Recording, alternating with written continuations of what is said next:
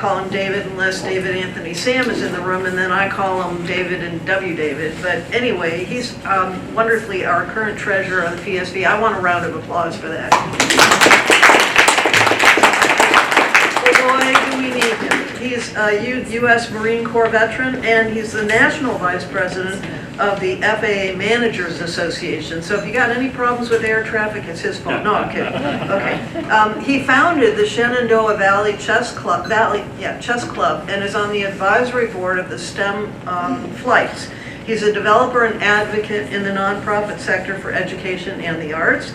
He's published in literary, academic, and trade journals and does research on systems theory, machine learning, and data analytics. He's a good guy, though, don't worry. Okay. He also served as a board member of the Shenandoah Valley Discovery Museum 2017 to 2020. We're delighted to hear David down here in our neck of the woods for the first time. Please come and read David.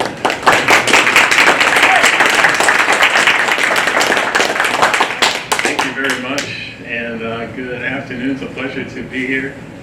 I've been in the Poetry Society for about a year, and it's been an incredible experience learning about the breadth of work across the state and meeting many wonderful people for the first time. So I chose a few poems. I've been writing for more than a year, but a few poems that I would consider Virginia poems.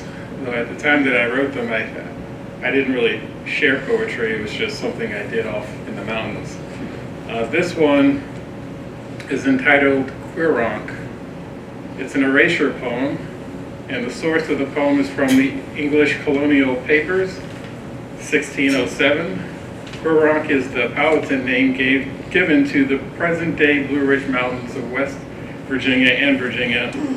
And this information was republished in the Virginia Historical Magazine, 1906, volume 151, page 374. Queeronk. The country extends itself deep. It ebbs and flows beyond the Queeronk, which needs no description.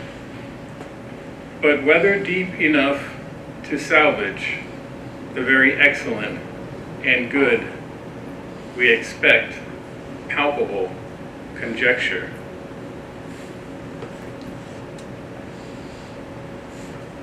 This is nature poetry, haiku, fitting for this time of year. Winter View A. Spring bud slaked frozen. Crystal flow of fog through night. At dawn, world of glass.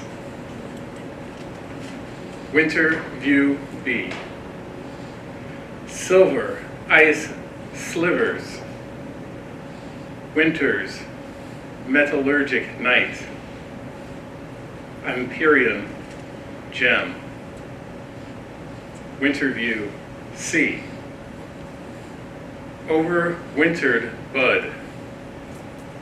Dreamtime oscillations. A vernal hunger. Winter View D. Frozen ice droplet. Clinging fast to window screen. Space on either side. Winter View E. Cantered hourglass. Snow like granular sugar. Falling inside out. Winter View F.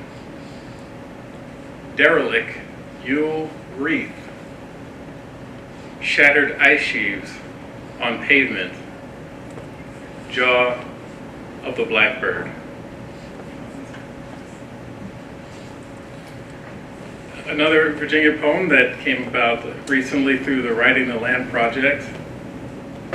This was written in and for the Bull Run Mountains, which forms the boundary of Fauquier County, Loudoun, and Prince William counties. This is entitled Proof of Life number 4. Deep in the winter solstice appears blue fire etched in footprints.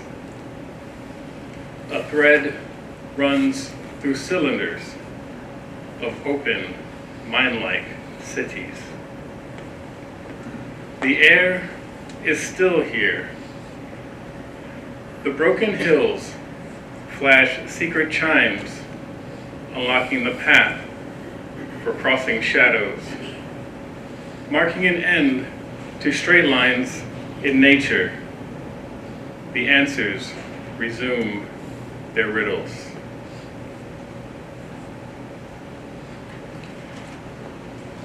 And the last poem I will read is also from the Writing the Land project, inspired by the Bull Run Mountains, the people who live there, and I had the opportunity to meet some of their descendants from some of the settlements that the structures remain, and that was a courtesy of the Virginia Outdoor Foundation. I had the opportunity to read the prior poem and this poem for the families during a Descendants Day reunion, where we got to hear stories about the people who lived there, and it was very touching. This poem is entitled The End of Longing.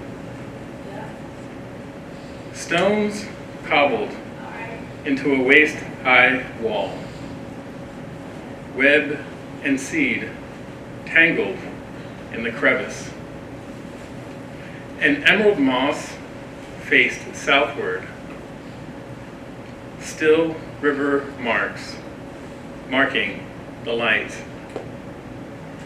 How am I to know what a tree root can taste? What else comes after enough?